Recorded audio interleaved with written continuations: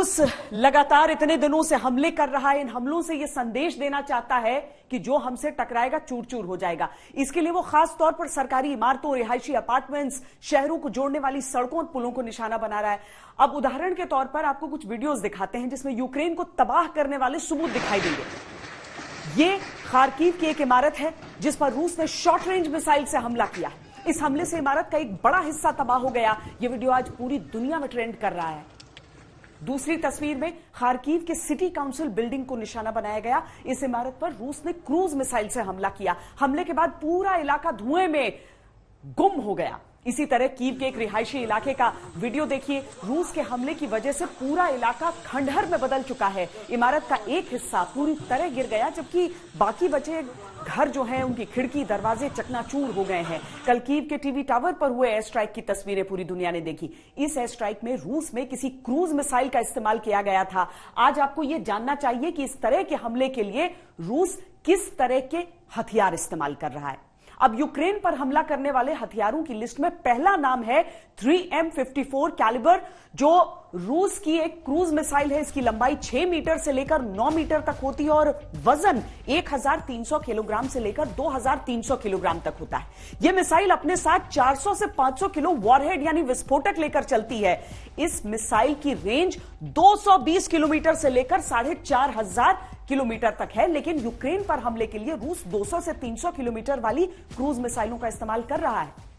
अब यूक्रेन पर हमला करने वाले हथियारों की लिस्ट में दूसरा नाम है TOS-1, जो एक MLRS यानी एक मल्टीपल लॉन्च रॉकेट सिस्टम है। इसे T-72 टैंक पर माउंट किया जाता है। इसमें 15 सेकंड में 30 राउंड फायर होते हैं। इसकी टारगेट रेंज 500 मीटर से लेकर 3500 मीटर तक है, यानी 3.5 किलोमीटर के दायरे में आने वाली हर चीज को यह तबाह कर सकता है।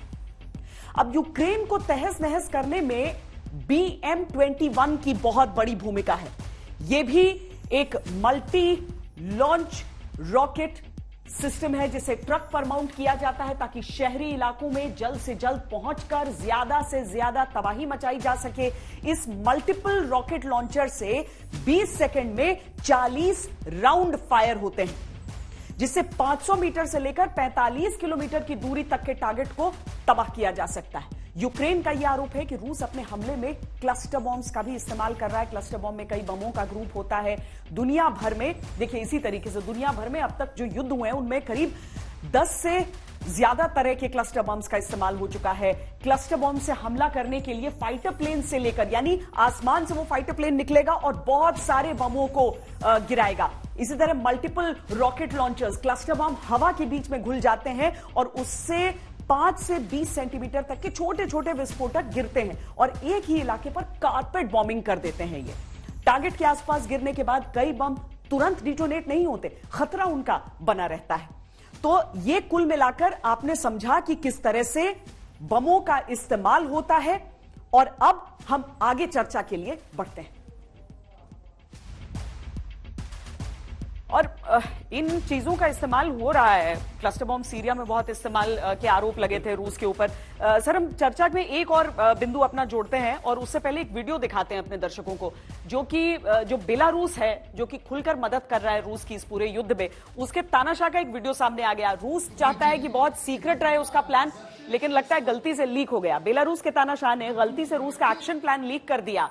रूस अगला हमला क्या मोल्डोवा पर कर सकता है, यह खुलासा बेलारूस के राष्ट्रपति अलेक्जेंडर लुकाशेंको ने गलती से कर दिया। दरअसल एक वीडियो आया जिसमें लुकाशेंको सुरक्षा परिषद के साथ बैटल मैप के जरिए पुतिन की रणनीति पर चर्चा कर रहे थे और इसी दौरान उन्होंने उन स्थानों की जानकारी दे दी जहां आने वाले दिनों में रूस बमबारी कर सकता है। वीडियो में लुकाशेंको बैटल मैप के सामने खड़े हैं और देखिए क्या दिखा रहे हैं। И рассказал честно, по каким точкам мы наносили удар. Присаживайся. Спасибо этим ребятам. Они нас предупредили. И